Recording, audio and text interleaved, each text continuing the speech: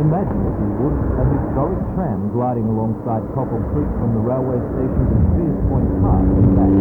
That is the vision of the Newcastle Tramway Museum Company, now led by the West Macquarie Council. Last night, the council agreed to accept ownership of the tramway, a major commitment making it responsible for all upkeep and maintenance, as well as any losses. The council also agreed to support an application by the company, a Steel Industries Assistance Program grant, to cover the $650,000 cost of the project. Conditional development consent for the project has been given, and the company has been invited to submit a formal development application. Meanwhile, the rolling stock is ready and waiting. The tramways museum owns 8 trams, 1 from Newcastle, 1 from Brisbane, 2 from Sydney, and 4 from Melbourne, including Richmond. Already, the destination sign confidently predicts Cockle Creek to Spears Point. The tramway has been the dream of the company since it was incorporated by a group of amateur enthusiasts in 1982. Plans for tramways here at the old Wallsend Railway Station site are halfway completed, and the the Lake Macquarie Merv Hunter suggested the Cockle Creek site, and the company has never looked back. There is a problem, the objections of some residents near the proposed line who have been lobbying council.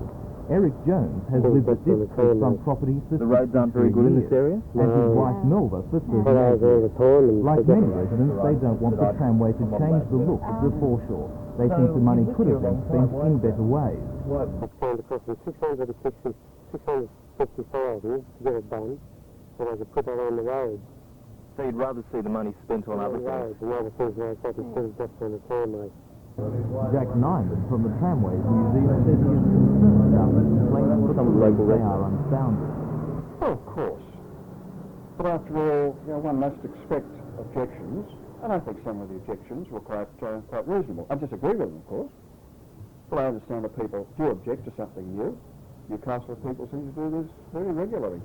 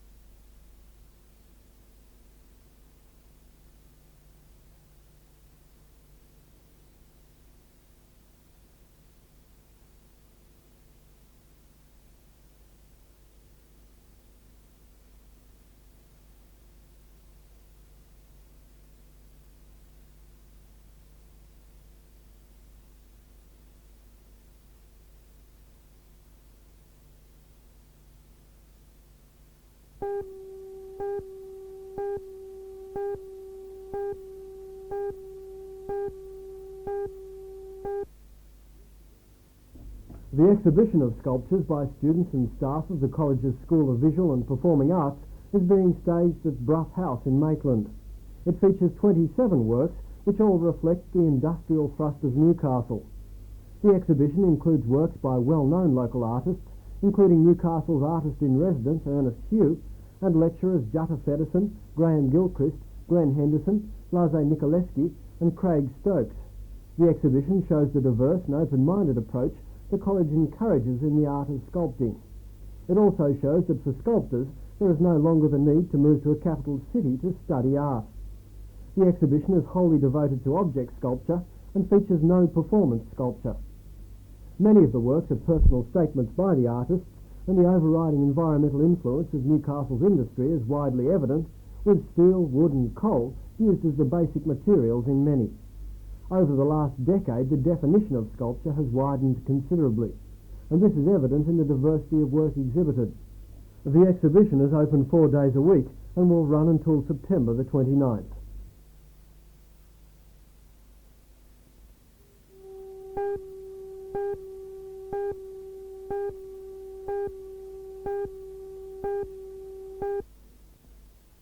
At meetings of nurses from Stockton, Morisset and Hunter hospitals, the main question was whether or not to resume strike action.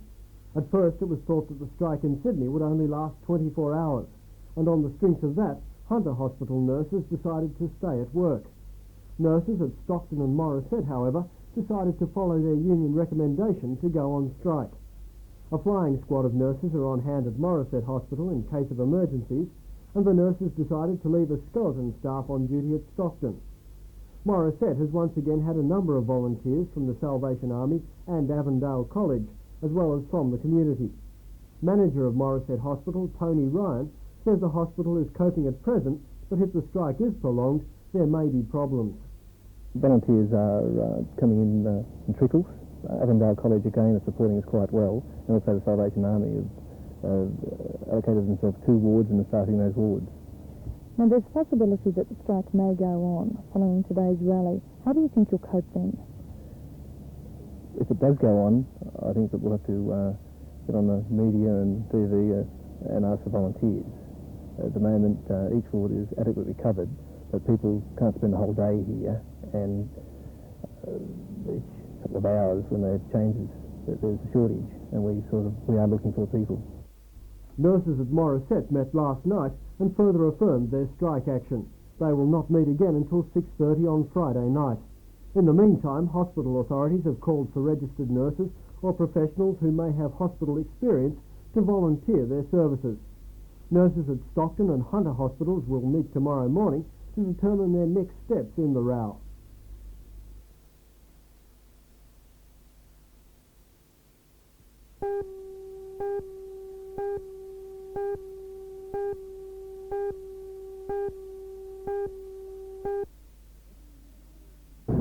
Ladies and gentlemen, Council is an boys and girls, welcome today. in association with the state government, which supports the arts in New South Wales. As all the arts play a major part in Newcastle's entire celebration, Donald Horn says that the council is gladly supporting the festivities.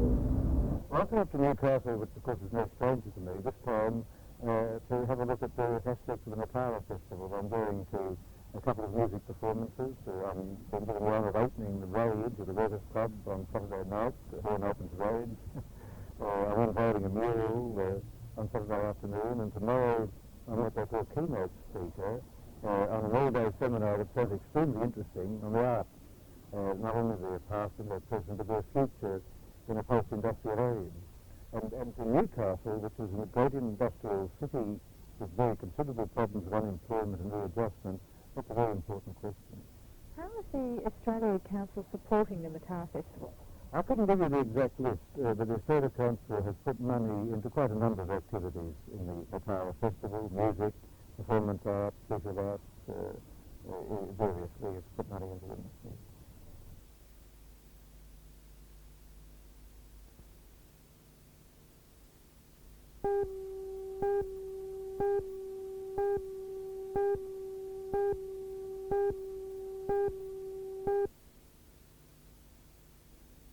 We seem to get a lot after winter. I think we're more, we don't do as much exercise in the winter. The days are shorter, and of course we're hungrier, I think, in the winter because we're colder. And everyone seems to put on about at least half a stone over winter. And then, of course, when they put on their summer frocks and there's a few bulges start to show, they panic and think, oh, gee, I've got to get off here to get into the sinister summer. Marion Walker joined Weight Watchers 8 years ago, weighing a hefty 17.5 stone. Over 12 months, she lost 8 stone and is now a lecturer. Weight Watchers has been one of the options for both men and women who want to lose weight. It's a self-help program that takes food guidelines that leaves most up to the individual, with group support and counselling. For many it works, but despite the amount you want to lose, the program is long-term, teaching an alternative lifestyle. Clients are weighed on their arrival, and their weight is entered onto a card which records the amount of weight lost and meetings attended. According to Marion, the movement helps to reinforce willpower and provide group support. They're now gone on a diet, and everybody says, you don't want a diet because you can't eat the diet. Some of them are quite sure about that, why they need the group support. It never seems to work on your own at home. Maybe it's because you've got to come along and face someone else. It's because we don't do it quite on our own. A lot of us have eating problems that we think, oh, gee, there's something strange with me. I hide the biscuits and I eat them when the family's not there, and we sort of feel guilty about things like they would think are strange. But that's just a normal thing for a Weight Watcher. Some people say if you want to lose weight, don't put on weight, don't eat. It's like saying don't breathe to a Weight Watcher because there's so many other things that make us eat. Perhaps stress, boredom, loneliness, all those types of things can turn us to food. A lot of people lose weight if they worry. I put on weight. I return to food in those times.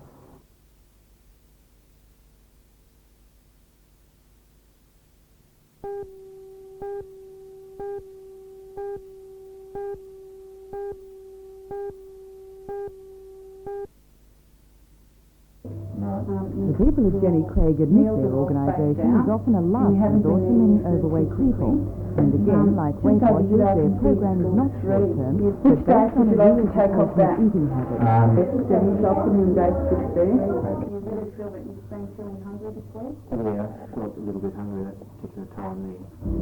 But you won't get a quote as to how much it will cost you to lose the weight if you telephone. After an appointment is made, measurements and weight taken and the testing is filled out, the results are fed into a computer which calculates how much weight you need to lose, how long it will take, how many visits are needed to accomplish that, and to keep the weight off. Then the cost is determined and must be paid before the program is begun. For many people, the amount could be prohibitive.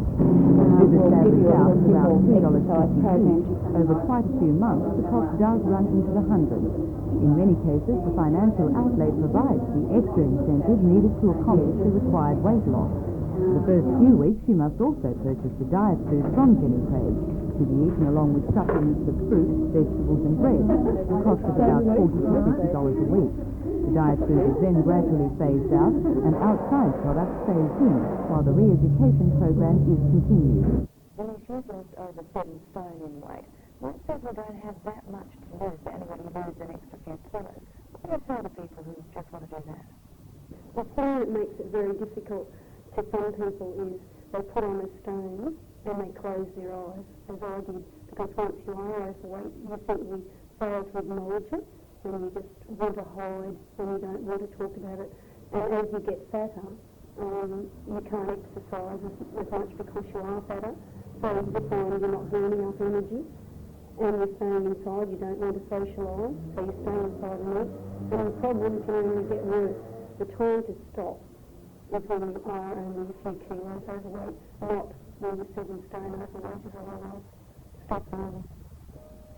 But however you decide to diet, whether it's slimming salons or self-help groups or whatever, exercise plays an important part.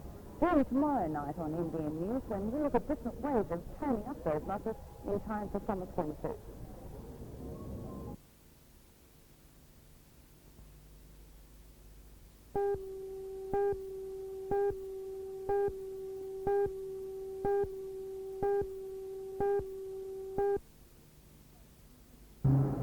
Police say the youth was admitted to hospital with a .22 calibre rifle wound to the stomach about 1 o'clock this morning. Police were told by friends of the 17-year-old that a sniper had been responsible for the shooting in Robertson Street, Carrington. Up to 10 detectives from Newcastle CIB were involved in an extensive search through the early hours of the morning. But after questioning a 16-year-old youth, Detective Sergeant Ted Murray, head of Newcastle CIB, said the sniper report had been a hoax. He said the firearm had been discharged inside a house. Late this afternoon, a 16-year-old youth was charged with firearm offences and with the offence of creating a public mischief by giving police a false report of a crime. The 17-year-old youth in Royal Newcastle Hospital is reported to be in a serious but stable condition.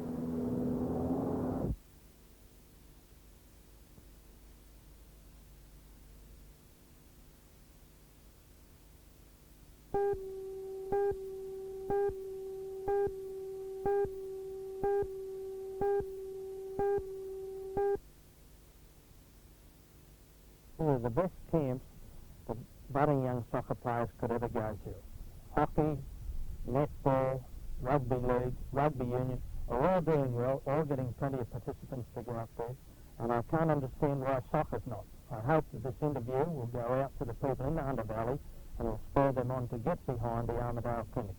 You certainly boast the best coaches, the names that anyone can think of in Australia. Oh, without doubt. All of the coaches, Shine Plug, Willie Wallace, Willie Gallagher, Keith Harris, all have played National League or coached at National League level. And undoubtedly the best assembled coaches that will go to a clinic in Australia this year. Well, the facilities at Armidale really have to be soon to be believed, the dormitories as well as the playing floors. I mean, they're going to the best possible. That's true. Before I put my name to this clinic, Lee, I travelled up to Armidale and I stayed at the university. I had a look at all the facilities, and any budding young soccer player would be foolish to miss this week-long camp. Contact the Northern Soccer Federation to find out, I guess. Yes, I think so. Contact the Northern Soccer Federation or ring me at home, and I'll do my utmost to make sure that they have a great week at Armidale.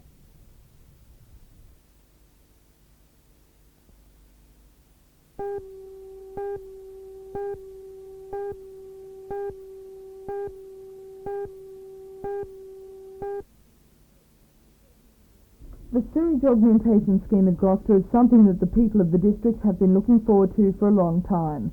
The $2 million cost of the project was divided equally between the Public Works Department and the Gloucester Shire Council. According to the Shire President, Clem Martin, the project, which was finished under budget and on schedule, includes the construction of sewer mains, the connection of sewage to previously unsewered areas, and the construction of the Gloucester Sewage Treatment Works. After the opening, Local Government Minister Stewart said he would table the reports on Newcastle City and Port Stephen Shire Councils in Parliament later this month. He says he supports the Salamander Bay project, but can't guarantee the Loan Council will provide the money to pay for it. With the council. But what the Loan Council has done, of course, is put the Salamander project in a line for priority with other projects in New South Wales, such as water and sewage, which we've opened here at Gloucester this morning, and low-cost housing, local government housing, so that it has to operate now against those. It has to compete against those priorities, and consequently, it will not get it will not achieve a priority as high as those public works and the provision of public utilities. And so, really, we'll just have to wait and see.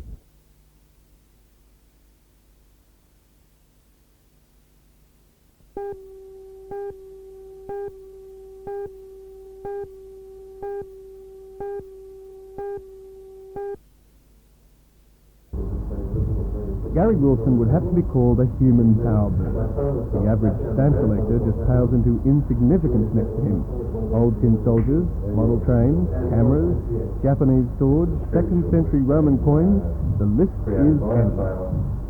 This particular item is a piece of scrimshaw.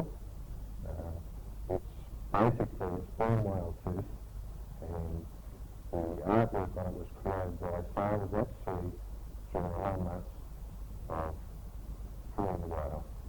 The range of collector's items is remarkable. Old train sets, medals, police insignia, and 1930s movie posters. Gary's Hunter Street shop is the headquarters for the collections, and in his time, he's encountered some very unusual items. One would be a shrunken head that I purchased from a bidder who found it in New Zealand. The other one was an early 19th century suit of armour. Well, have a look through your basements or your attics and seek out something unusual or interesting. It may be just worthless junk to you, but to a collector, it could be a valuable addition to a prized collection. There's one more.